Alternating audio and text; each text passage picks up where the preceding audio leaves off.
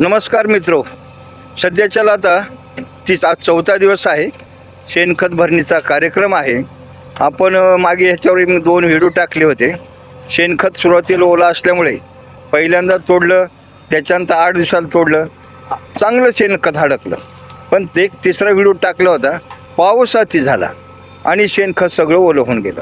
म्हणून तुम्हाला म्हणलं होतं, आकस्मिक खर्च वाढला. तो जर खर्च केला नसता, आपण विचार केला असता, आज शेणखत पूर्ण कच्चं निघलं असतं. परंतु आजसुद्धा आता ट्रॅक्टर चालू, ट्रॅक्टर येईपर्यंत बघा, हे शेणखताच्या थप्प्या मारण्यात चालू आहे आणि भरताना आणखी मोकळं करून.